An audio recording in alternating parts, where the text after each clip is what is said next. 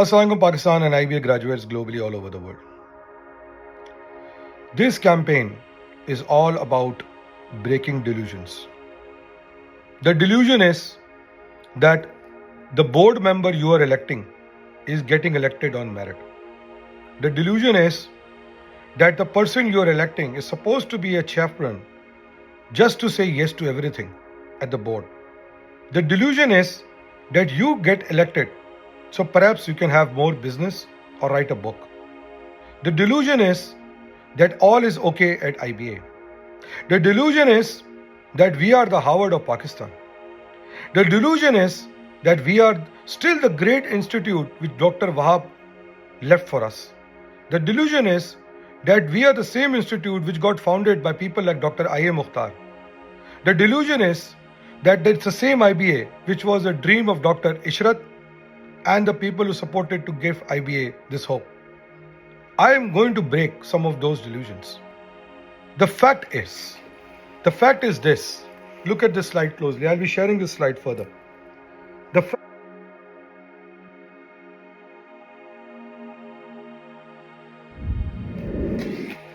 That 16 of those board members are directly and indirectly influenced by the Chief Minister of Sindh, which has been enabled to do this after the 18th Amendment. It is only Sindh where the Chief Minister is a patron of institutes. It may not be the same in Punjab and other provinces. And like everything else, which People's Party is destroyed in Pakistan and Karachi and Sindh, they have embarked on a journey to destroy IBA as well.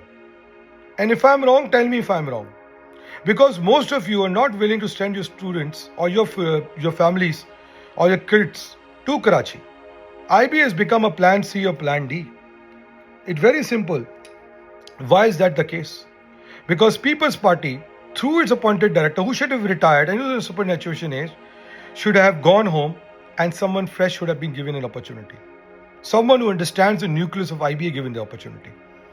Today we see these standards going down because none of these people, apart from one personal capacity, owns the DNA of IBA, be it the director or be it someone else. Today, the board of IBA, which people accuse me of calling that I am trying to politicize IBA, it is already a political board. Director is nominated by Chief Minister Sindh, and we know who nominated the director. Then there are representation of MPAs, which is again from the government side. Then the High Court judges, okay, keep it neutral. Vice Chancellor of University of Sindh, we know who comes from. Vice Chancellor of University of Karachi, we know he's leaning. HSC nominee federal, again we know who is that person. Secretary University of the Board of Sindh, we know is getting a CM position, a nominated position. Then Presidents in Chamber of Commerce, President of Chamber of Commerce, 2 seats. And there are 6 to 7 direct nominations by CM Sindh. The majority of the board, if not 16, 11, is coming from a People's Party motivated board. Now, who's going to change that? Sorry to say, with no offense, my friend Fahad, you're a great guy. You're great in creatives. You're great in keeping people happy. But you cannot pick up a fight. My friend Saptan, I know you very well. About your love for art and your love for writing books. Whilst you are writing books and guiding companies and great corporate strategy. But writing books is one thing and getting it done is people like us. Naveed Mushtaq, a seasoned banker, a great human being, a great fighter. But does he have the political clout to make it work at the board level? Can he confront that People's Party board? The other candidates, like Mr. Bizenjo, State Bank employee, can he confront People's Party sitting in Sindh? Adil, can he confront? And the other candidate, sorry if I missed your name. But the whole point is very simple. There is only one person who can confront them, which is me, because I do this day in, day out. I am fighting for the rights of my city. I am fighting to create more provinces in Pakistan. If not, I am fighting to give Karachi the status of a financial capital of this country. Things are moving very fast in this country. And the state institutions are very keen that everything is getting fixed. And that is why this board is so important. There are questions being raised on the validity of People's Party's performance against everything in the city right now in the province. We saw recently what happened at Gul Plaza. who they were blaming apart from them. So this is exactly what's going to happen in 3 years down the road. When that IBA would be destroyed, they will be blaming you for not raising your voice or the people before you. But they will not blame themselves. But the question you would need to ask, by the time they are in this position to blame you, would that be too late? By the time you elect the right candidate, would it be too late for that candidate to fix anything? Now, one more thing I would like to bring to your notice, which is the breaking news part of it. And please look at that. I'm going to give you some statistics.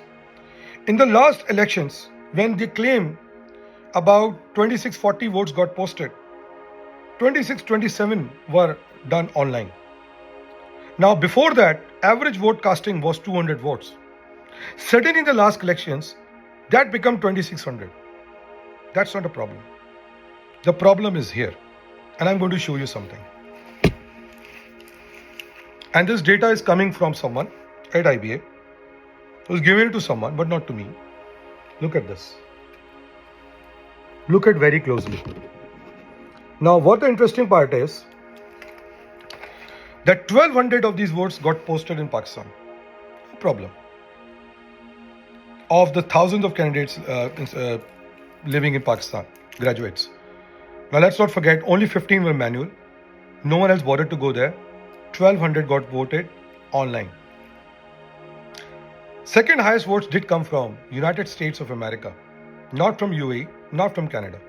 338 votes. And you would be surprised. The third highest votes did not come from Canada. They came in from Australia. 214 votes. Canada posted 197 votes, which is fine.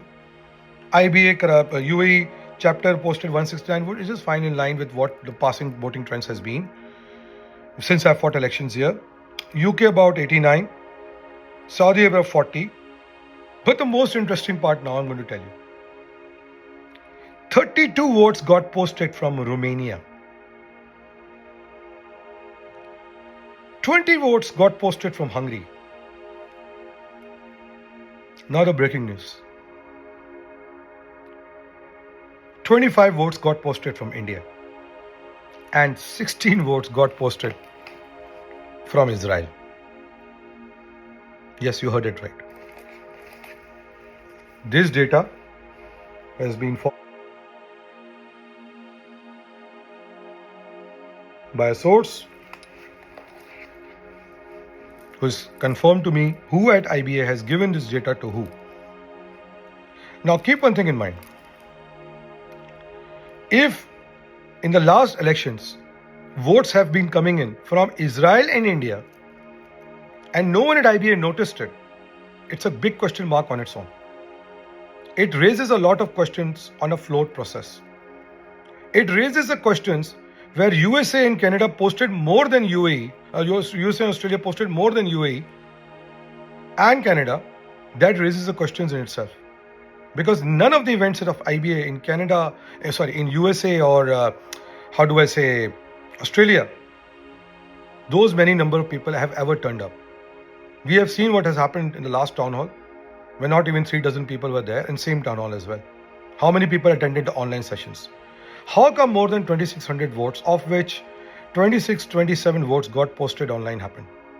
How do I know that the 1200 votes got posted in Pakistan were genuine? We are seeing votes coming from even Mongolia. 2 votes coming in from Mongolia, by the way. Right? 1 vote fine from China, it's okay.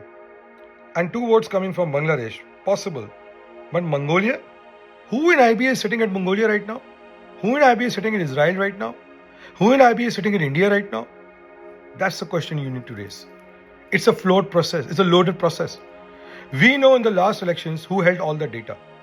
Who know that data could have been manipulated, access would have been given, possibly VPNs were used, and these were, though in Pakistan sitting, VPNs were not required to be used. But globally, and why would anyone use a VPN to vote outside Pakistan? As you can see, of the 26-27 votes, only less than 50% votes got posted from Pakistan. The majority of the votes, almost 60% got posted out of Pakistan. And now we are seeing votes coming from Israel, India, Mongolia, Romania, Hungary, and some other countries. Unbelievingly. So what we need to understand is that this is a flawed process loaded to favor a few people. How do I know that this election will not be flawed? It has already been decided who's to get voted and won these elections. Now, thanks to those people who have given me this data. It's unfortunate it didn't come from IBA. It is the same thing which I have been raising about, the governance. We are continuously being told we need to raise endowment funds. As per own IBA's ad, few days ago, 2.2 billion rupees got raised in endowment funds. But what about the billions and billions of rupees living in IBA's assets? Why are those monies are not being used to spend on students? And especially as per my knowledge, none of the endowments are going to students belonging from Karachi. Why is that money is not being used to open institutions globally and other development work? Has IBA become another front for a political corrupt People's Party just to mask their corruption? These are the questions which needs to be asked. And this is why you need strong governance.